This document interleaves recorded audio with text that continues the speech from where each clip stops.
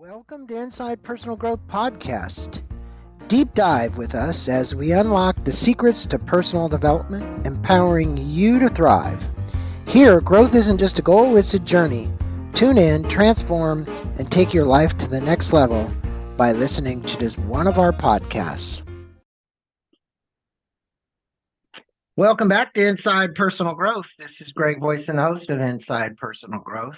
And all of you can see on the other side of the screen here is Richard Flint. And you can get to Richard at richardflint.com/podcast. He has his own podcast as well. And he has a very, very successful seminar workshop company. Good day to you, Richard. How are you doing? Well, Greg, I am alive and well, healthy and fit and happy today. Well, that's the way you always are every time I've talked to you. And we're going to be talking about two of his 19 books, I Need a Life and Behavior Never Lies. These are a couple of them that he sent to me and some of the frequent, but I'm going to let the listeners know a tad bit about you, Richard.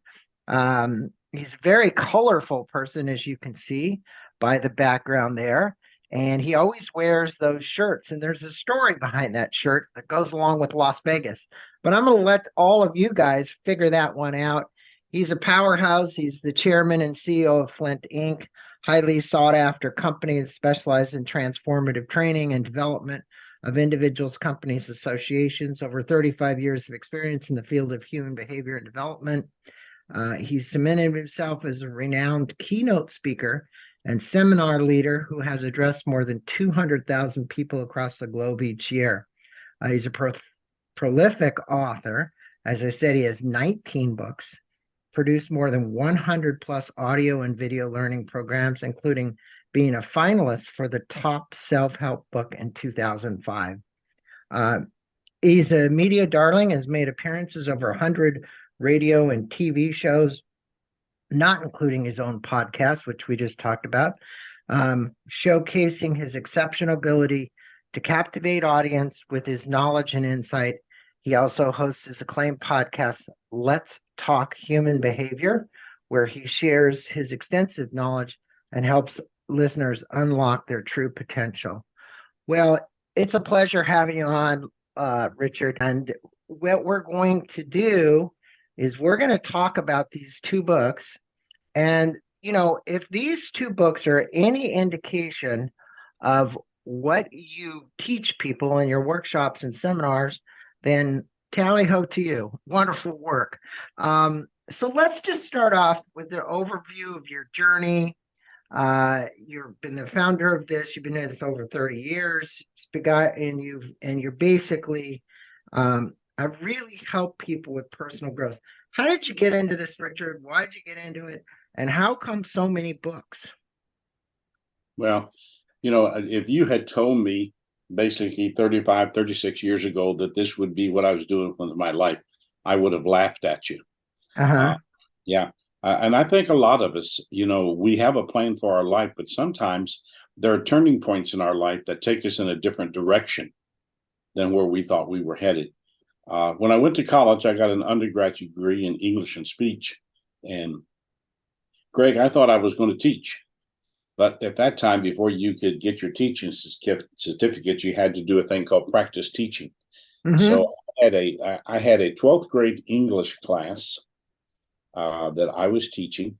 I had 21 students in the class, and basically 15 of them could not read or write. Wow. And so I went to the principal and I told him, we can't graduate these kids because they're not prepared. And he said, well, we have to graduate them. And I said, well, we're lying to them. We're telling them they're prepared and they're not. He said, well, it's just what we have to do. And so at that point in my journey of what I was going to do with my life, I decided that is not what I wanted to do with my life. I did not want to lie to kids and tell them they're prepared for something they're not prepared for. So I made the decision to go on to graduate school, and I went to Southwestern Baptist Theological Seminary in Fort Worth, where I thought my role was going to be to pastor a church then.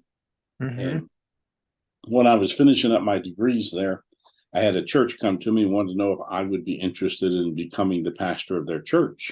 And it was a small church out in the middle of the prairies in Oklahoma. And I told him, I said, well, what is the salary? What do you provide? Well, we don't have much of a salary, but there is a lot of woods around there with a lot of game in it, so you could go hunting. And I told them, I don't kill anything. And they said, you have enough land that you could plant a garden. I told them, these hands don't play in dirt. So that was not going to be what it was. So when I finished at seminary, I was offered a position at Ohio University in Athens, Ohio, where I was going to teach and also be the Baptist campus minister and work with the college students there. And I did that for a few years, and then I was offered a position at Wayne State University in Detroit. And it was in the philosophy department and also to work with the students. And so I went there. And Greg, when I was there about 3 years, I was asked to donate 18% of my salary back to the university because they were going through budget cuts. And I thought to myself, I've worked all these years to get to where I am, and I'm worth even more than what they're paying me for what I can. So I told the president of the university, I said, it's okay. You can have your 18%. In fact, I'm going to give you the whole salary because I'm not coming back. This is my last year. Yeah. And Greg, I have 16 laws that guide my life, and I live by them every day of my life. And one of those laws is never stay anywhere where your presence isn't appreciated. Mm-hmm. Because if people don't appreciate your presence, they don't respect you. They don't see value in them. So I had been away from the university for a little over a month, and my phone in my study rang. And it was a gentleman by the name of Dr. Jess Moody. And Jess was pastor of First Baptist Church in West Palm Beach, Florida. And he told me, he said, Richard, he said, I don't know you. I've never heard of you. But he said, we're looking for someone who would come here and head up the counseling division of our church. And would you be interested in flying here to Florida and talking to me? Greg, it's January. I'm in Detroit. Didn't take long to book a plane ticket to South Florida. And so you got out of there real quick. As fast as I could, young man. And I was on that church ran the church counseling division for 4 years. And then the church went through its own internal explosion. Churches will never be immune from their own set of challenges as long as they're made up of humans. Mm-hmm. And so I knew it was time for me to leave there. And a gentleman in the church came to me and wanted to know if he sponsored and paid for it, would I run a counseling center there in the Palm Beaches where people could come free. This gentleman had been blessed with more money than he knew what to do with, but he had a healthy definition of the word stewardship. So he put together this counseling center where people could come and they didn't have to pay anything. And while I was running that, I wrote some magazine articles that got some international attention. And I started getting groups that would ask me, would you come share some of your work with us? And I did that on a very limited basis for a little over a year. And then one day I woke up and I thought, this is a once in a lifetime opportunity. And this door has been opened for a purpose. So I resigned and I started this, and that was 35 years ago. Well, it's been a tremendous success. And like you say in your bio, you've helped hundreds of thousands of people. And, in this book, this one, I Need a Life, we're going to focus on both of them. But, you address the critical differences between existing and truly living, which is kind of what you just talked about now. Mm-hmm. Your own personal story was a story about existing and people, and knowing what your self-worth was. Could you elaborate on what inspired you to explore this topic, I Need a Life? Because the reality is, on the back of the book, you say win versus while, problem versus challenge, sameness versus improvement, and doubt versus trust. I think if we just covered those, we probably make a whole show of it. But the reality is, speak about that, because I think there's a lot of listeners out there that you were really just talking about valuing yourself. You're never enough. And that comes from the enoughness. And that enoughness frequently comes from when we're growing up. Your parents said, well, you got to be a straight A student. Well, you weren't a straight A student, so you weren't enough. Or something else came along in your life and you got fired from a job and you went, geez, I must not be enough. And you allowed those programs to get more and more programmed in you. And so now you don't feel worthy. What would you say to them, Richard? Well, your personal value is so much. And I'm just going to do a thumbnail of this because we don't have time. But I was born in New Orleans. My mother was a prostitute in New Orleans. I was the result of a one-night stand. Have no idea who my dad was. On my birth certificate, there's no name of a father. I have no idea who he was. When I was basically 2 weeks old, I was adopted into a home. I was only adopted into this home because my dad wanted a son. My mother never wanted me. And they had adopted 3 girls, and none of us are from the same family. But from the age of 6 to the age of 16, my mother proved to me every day she didn't want me. Because, Greg, she'd make one of 3 statements to me. You're the stupidest kid I've ever met. And we know parents don't lie. Parents are always truthful with kids. So if mom said you're stupid, you must be stupid. Or my mother would tell me, you're never going to amount to anything in life. And then the one that would rip my heart out is when my mother would look at me and tell me, I'm sorry we ever adopted you. And my best day will be the day when you're no longer in my house. So when I was 16, we had moved to Oklahoma. When I was 15, mom told me I had to get a job to pay room and board. And when I was 16, I was working at an IGA store in Ardmore, Oklahoma. And I called my dad to come get me just like he always did. And dad drove up in front of the grocery store. And when my dad stepped out of the car, I started to walk over to get there. And he leaned across the car and he said, Richard, wait a minute. And Greg, when he stepped around behind the car, I saw my dad was carrying something. And he was carrying a suitcase. And that suitcase was put down beside me. And my dad told me my mom had decided I could no longer live at home. And from the age of 16, I have been on my own. And my greatest challenge in life is being able to undo what my mother taught me. Well, this was your adopted family, or this was Yes. This was the adopted family. The adopted family. So at 16, you were kind of put out of the home. Okay. Yep. And so from 16, you pretty fended for yourself. Yep. I called a gentleman whose 2 kids were my best friends, and Troy helped me find a room with the editor of the daily newspaper in town. And I paid her $5 a week to live in her house. And I'd go to school every day. I'd go to football or tennis practice. I'd go to the IJ store. I'd work till 9 o'clock. And I'd come home, Greg, and I'd sit at her table in her dining room doing my homework until I couldn't keep my eyes open anymore. Because I knew when I went into that little dark bedroom, I was going to crawl in bed and cry myself to sleep. And one of my laws of life is to never forget the number one thing a human life wants to know is that they matter. And we've messed that up today, Greg, because the world will show you that they matter so that they can use you. I spend a lot of time working with people on the difference between living outside in and inside out. And I love the theme of your show. I love the inside personal growth, because outwardly there is no growth. Because when you and I are living outside in, we are following the format or what the outside world wants to teach us about ourselves. Well, and I'm sure you've said this before to your students, but if you're expecting somebody else to make you happy, you're really on a pretty wrong course, because it's all about inside you. What is it that you believe?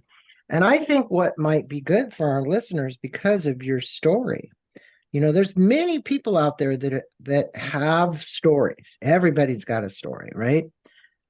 Yours is very compelling, to have been put out at 16 and then have to go to work and come home and do your homework, pretty much cry yourself to sleep because, look, you were born from a father you never knew and a mother who didn't care. But if you were sitting in your shoes right now, which you are, and you're talking with thousands of people, what's one actionable step that this particular book might give them that they could start implementing today to change that behavior? right? What is it, that belief? I'm going to call it a belief. For a lot of people, it's a truth. I know I've had so many people on here. Is it true? Is it really true? You start to make up stories and you begin to believe them, and then you live the story. And Yeah. that really isn't, that's the reality. What's the difference, as you probably say, between your current reality and your potential?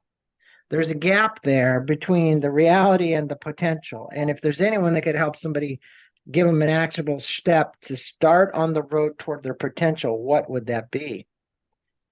Well, Greg, let me drop back into the story for a minute because that was the turning point. When I picked up that suitcase and I walked into downtown Ardmore, Oklahoma, I went to the Hotel Ardmore and I told them I needed a room. They looked at me funny because I looked mighty young. But they gave me a room and I went up to the seventh floor, opened the door, never turned the lights on, dropped the suitcase, walked across the room, opened the window, and crawled out on the ledge. And on that ledge, I had to make a decision. Do I live or do I die?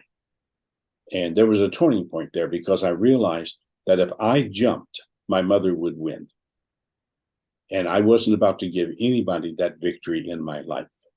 And that was a turning point for me to begin to understand I am either going to give my life to other people to design, or I'm going to build that solid foundation of belief, trust, and faith in me that I will be able to reach inside me and find the me that I'm capable of becoming. Mm-hmm. And the behavior never lies. It's based on one basic truth for me, that the essence of truth is not what someone says, it's what they do. Well, you say it's between it for the readers in the book, and I'm going to hold this one up because I held up the other one. You say in this one, moving the behavior never lies. What the core message is for readers to take away regarding consistency between words and actions. Okay. Mhm. And you address this in the circle of sameness and the importance of accountability. Um, I think that that would be a good one for our listeners to hear because the reality is this circle of sameness and this importance of accountability are very important factors that you bring up in this book. Yeah. What would you tell them about the circle of sameness?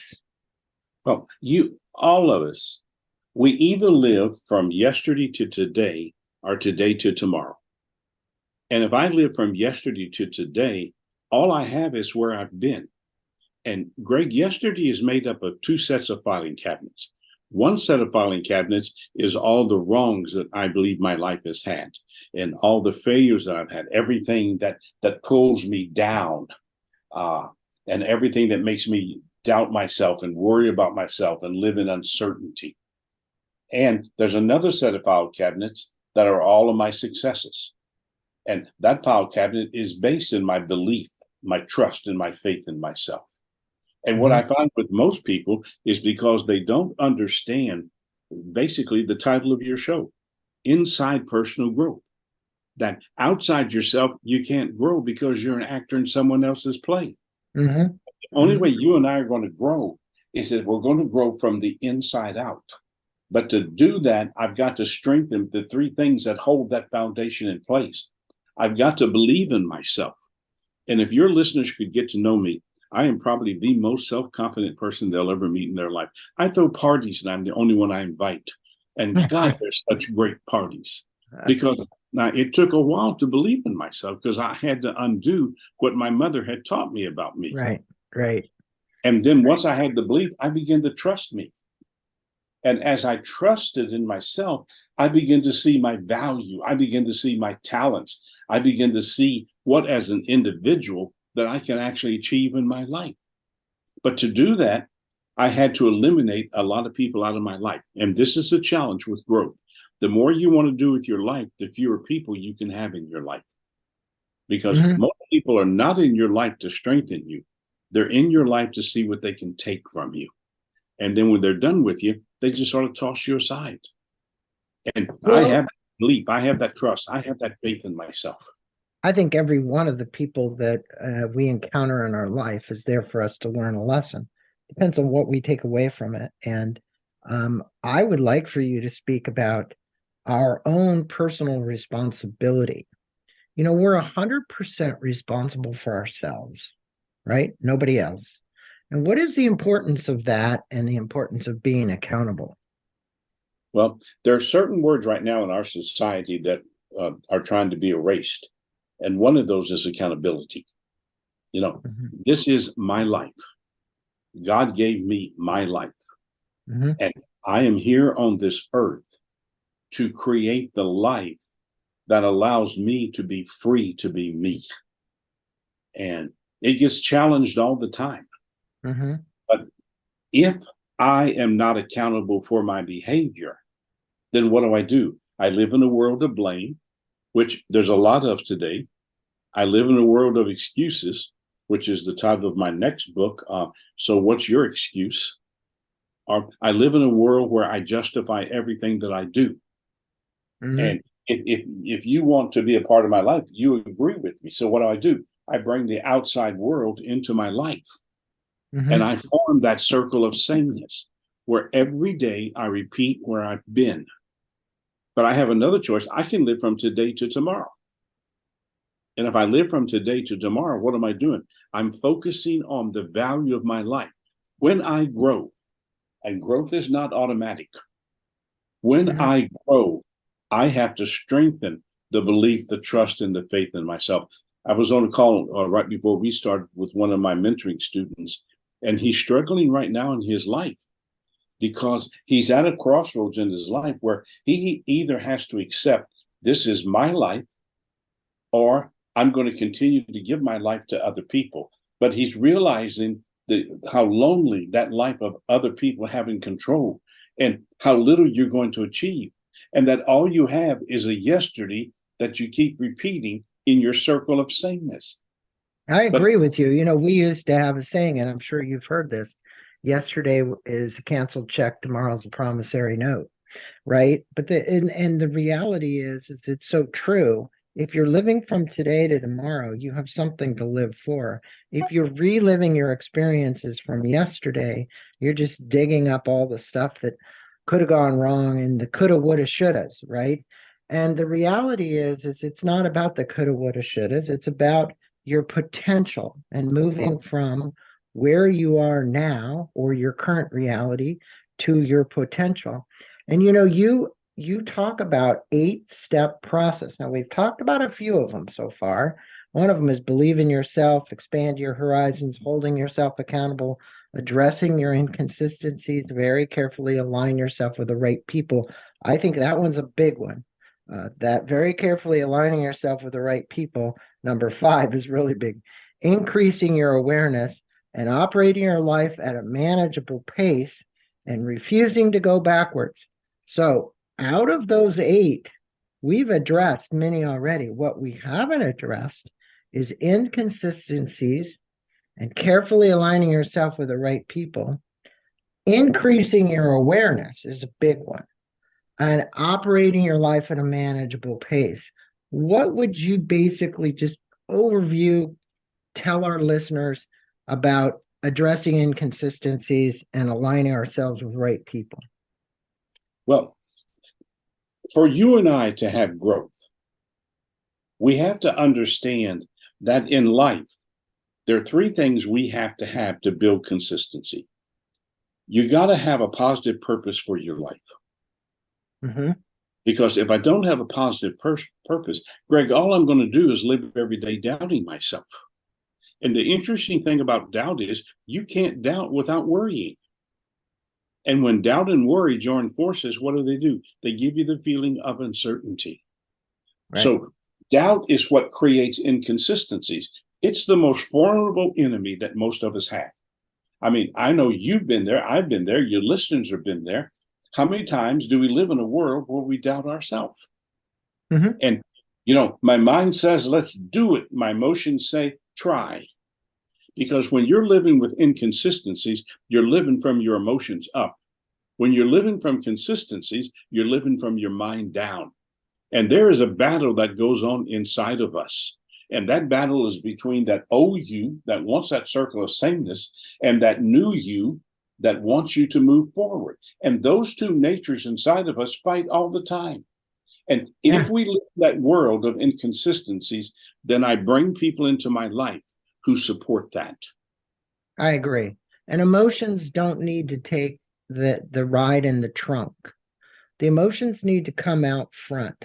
I'm using the analogy of a car right now, but frequently we stuff those emotions behind us and we never really address them, like you just said about your mother and your father and being put out, and you standing on the ledge of that hotel thinking, well, I'm not going to let my mother live. Well, the emotion of anger and frustration that you had for your mother, you had to have had because of the kind of childhood you were brought up in. What would you tell the listeners today who are trying to cope with some of those emotions that have been riding in the trunk of the car and they haven't been in the front seat with them? Well, this is going to make some people have to think. We live in a world today where I think one of the most dangerous parts of people's lives today is depression. Yeah, it is. I believe if we don't have belief, trust, and faith, we're depressed. Now, there are two types of depression from my viewpoint. There is depression where it's an emotional thing and you need medication to help you. But I believe that 97% of all depression is personal. Doesn't need medication. No, I agree. It just needs for a person to take that deep breath and tell themselves, I got to get honest with myself. Mm-hmm. I need to start living my life from today to tomorrow. You put it one way, but I say that yesterday is a reference library. Okay. And all it is what we take from it. It's got two file cabinets. And if I live in depression, I'm looking for everything that I can blame my life on. I could have laid in the corner and sucked my thumb for the rest of my life and blamed my mother for what I wasn't. Or I could understand that in my life, God put three men when I was growing up as a teenager in my life who helped me build that foundation of belief, trust, and faith in myself. And I understood at that point, I'm either going to put people in my life who are going to hold me hostage, or I'm going to put people in my life who are going to set me free. And I look today for the people who are going to set me free. And if I could say one thing to your listeners, it's stop lying to yourself. Stop playing the game with yourself where you're looking for something to blame. You're looking for someone to allow you to be down on yourself. There are people that walk into your life that are there to help you. If you could walk through my house in South Florida, you'd find that in 4 rooms, there's a sticky note, and it's the same sticky note in each room. And I don't start a day of my life without reading that sticky note. And all it says, Greg, is somebody's going to need me today. And what I live every day is to be prepared for that someone that's going to need me today. And there are days I get up that the person that needs me is me. Yeah, that's true. That's so true. Well, you talk about a lot of principles in these books. You also address the fact that, one of the things you address is what you call achieving behavioral consistency. And I think that's a big one. What action steps would you inform or inspire our listeners to actually achieve what you're referring to as behavioral consistency? And Greg, I want your listeners to really hear what I'm about to say. Life is based in 5 questions. And these 5 questions are where you're going to decide what you're going to do. Number 1, what do I really want for my life? Not what do I want, but what do I really want for my life? This is my life. Me. And when I can answer that question, because that's the toughest question in life to answer. Yeah. Okay. That gives you purpose. And then the second question is, why do I really want this? Why do I want this for my life? And that opens up the world of commitment, of what I'm committed to. And there's a difference between being committed with words and being committed with actions. Yeah. Yeah. And then the third question, which is the pivotal question, what price am I willing to pay to have this? Mm-hmm. Because, I would imagine in your life, there have been price tags for you. You've been places and you've had to choose, and every choice you make has a price tag to it. Mm-hmm. And then the fourth question is, what behaviors will I have to improve to get me there? And then the question that really brings all this together is this: will this decision feed my confusion or strengthen my clarity? Will this decision feed my confusion or strengthen my clarity? And people all the time in the counseling room used to tell me, well, I don't know. Yes, you do. If you want to know what you are committed to, look at your behavior, because behavior cannot lie. And your behavior is always where truth is aligned with living. Yeah, the part about clarity, my personal purpose is, and you talked about purposes, I exist and serve to inspire passion. Biblically, that for me, and I know you're a man of spiritual belief, when I formed that purpose statement, people say, why do you keep doing this podcast show? You've been doing this for 17 years and you've had, almost 1,100 guests now. It's because the people out there keep providing positive feedback about what they're hearing from people like you. And my goal was, the way I defined passion, was taking people from confusion to clarity. Okay. And I think these shows help people to get greater clarity. And I think that's important. That last one that you said, is it feeding clarity or confusion? Because that confusion, what lies in that confusion is that depression that you talked about. That challenge that we're having. What lies in clarity is tons of energy and support and people that will help you for your cause, whatever it might be, whatever your purpose is in life, and to go for it. Now, I think people out there listening get who you are by now. It's 19 books, 2 books we've talked about. What is 1 or 2 stories for you of people that have come through your workshops or your seminars, people that have transformed their lives, that you'd want to share with our listening audience? Because you have a couple of programs, one coming up in January. I want to make sure that we talk about that, that we send people to your website so that they can go learn more about your seminars and your workshops. One of them's on a beautiful big boat that you're taking people out on, I saw. Looks pretty interesting. So tell us a little bit about 1 or 2 stories of people that just really come to light for you, that have taken your work and really taken it to heart and made a big change in their life. I was in Minneapolis, Greg, and I was speaking to a group, and we're into the program for about 20 minutes, and I noticed this lady walked in, and she came in and she sat down in the back of the room. And at first it did seem like she was paying attention. Then she really got involved in what I was talking about, because I was talking about no limits, that you're only limited when you doubt yourself. Mm-hmm. When you learn how to believe in yourself, that whatever your talent is, you have the freedom to soar. And I finished the program and everybody was walking out, and I saw her coming down the aisle, and she walked up to me and she opened her purse and she took out a gun and she handed it to me, said, would you take this? She said, I was on my way tonight to commit suicide. I was going to kill myself because life holds nothing for me. And she said, you made me realize that it's me that's the one that's in my way. It's not life, it's me. And what I have to do is I need to find who I am.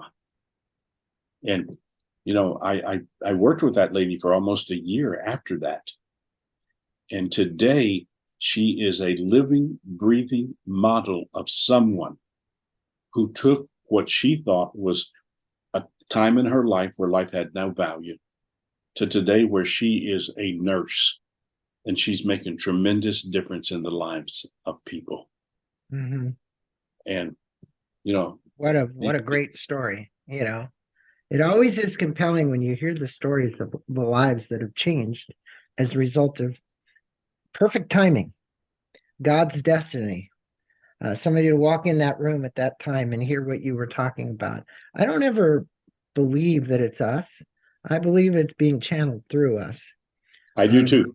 And I don't, when I write my books and I do my things, it's like, wow, well, I frequently, I'll get back up and go, wow, I wrote that. Yeah. I don't believe I really wrote that. And I think that's true for you too, I would say, from what I've heard so far, is that you believe that as well.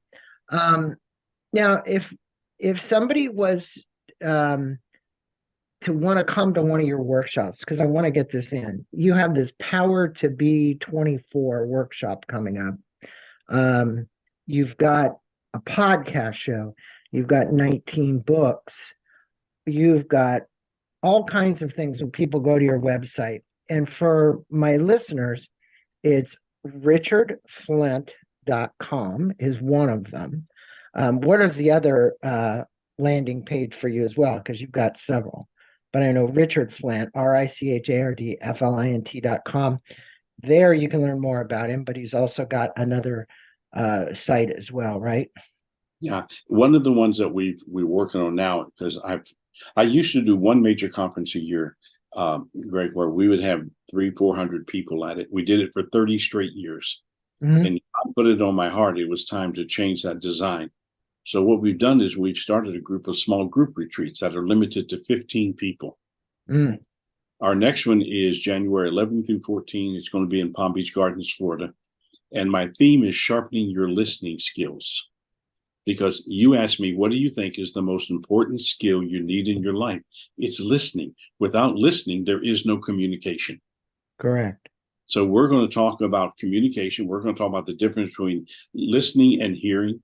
And I'm going to give people the 9 laws to make sure that you become a listener and not someone who's just hearing. The big boat you were talking about is next summer. I'm doing a cruise, an Alaskan cruise. Mm-hmm. And that's going to be for a week sailing out of Seattle. And my theme is setting sail toward tomorrow, because I want people to understand the difference between living from yesterday to today and today to tomorrow. One of the most fun things we do is every Friday at 10 a.m. we have an open mic, and I have a question that I put out at the week before, and then we come together on Friday morning at 10 a.m. and it's just an open mic. I do a little monologue. We open up and people talk about the question. That's free every Friday. Is that 10 a.m. Eastern time? Yeah, 10 a.m. Eastern time. So 7 Pacific. So 7 Pacific. We'll put a link to that. We'll also put a link for you in the blog entry to the Power to Be 24 and your other workshop around communication.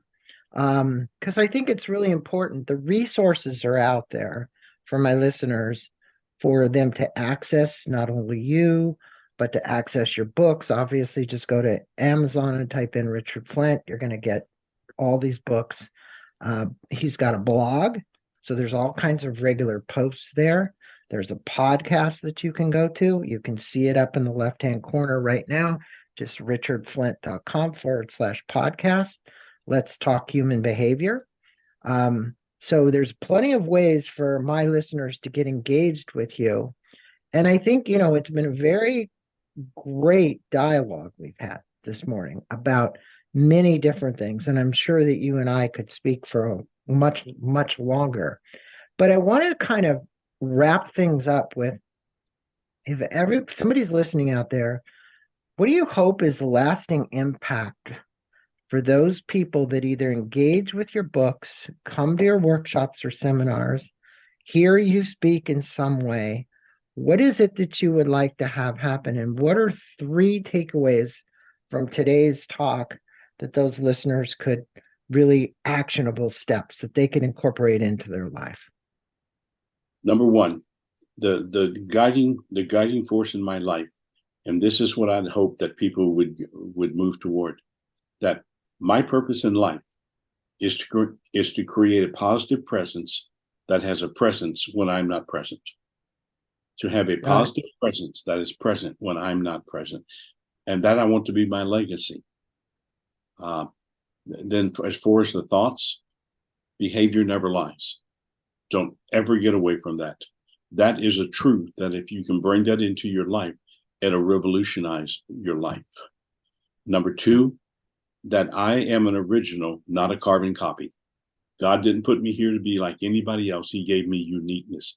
But if I live with doubt, worry, and uncertainty and not believe, trust, and faith, I have to give it up. I have to give up my originality.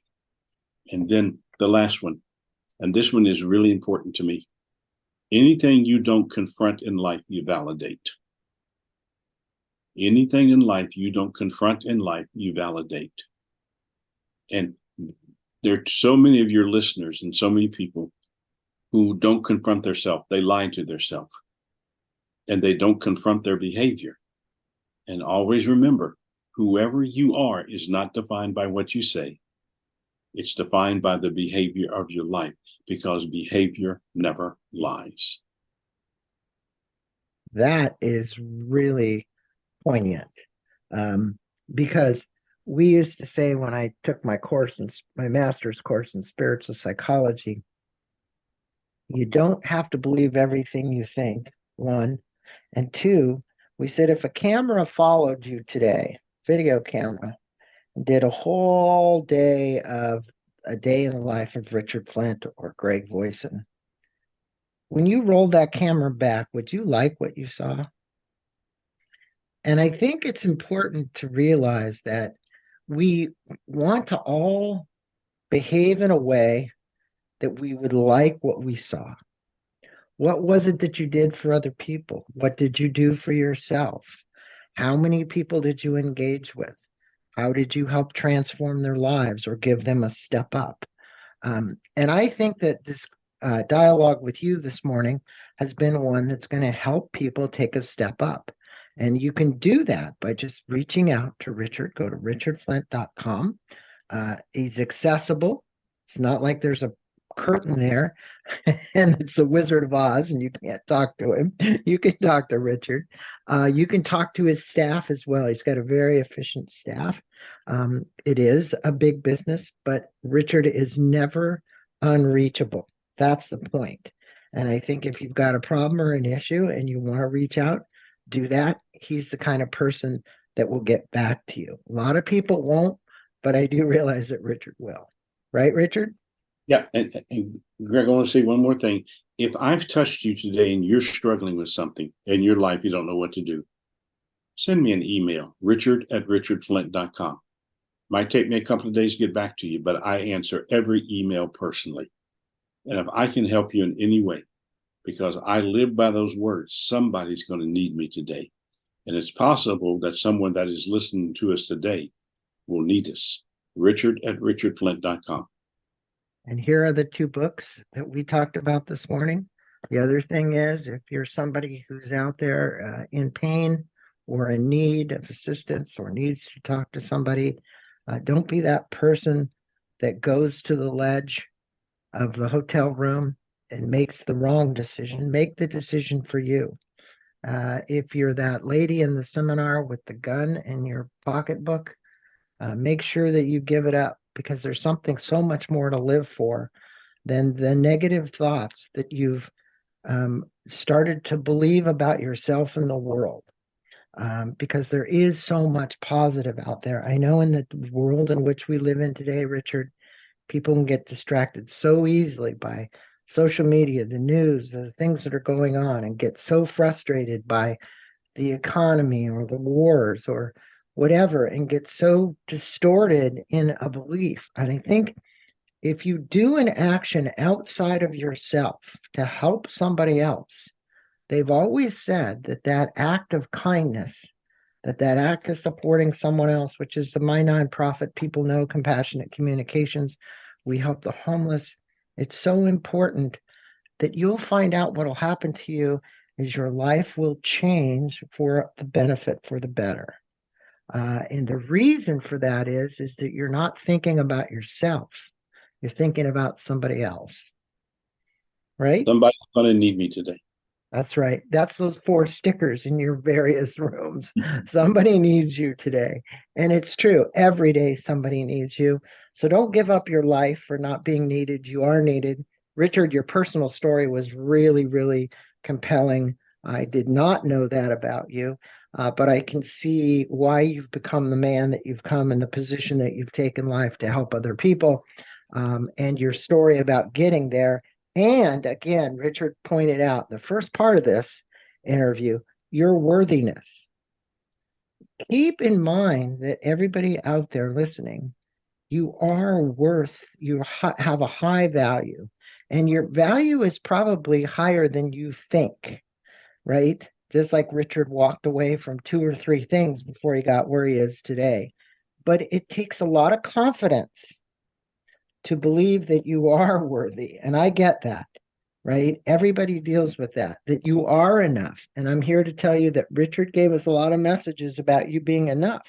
So, Richard, blessings to you. Thanks for being on Inside Personal Growth and sharing your wisdom, the knowledge from all the workshops you've done and the things you do. Go to richardflint.com, reach out to Richard. Thanks, Richard. My pleasure, Greg. I hope we can do this again sometime. We will, most definitely. I need to break bread with you in Florida or wherever you are. I would enjoy that very much. Thank you.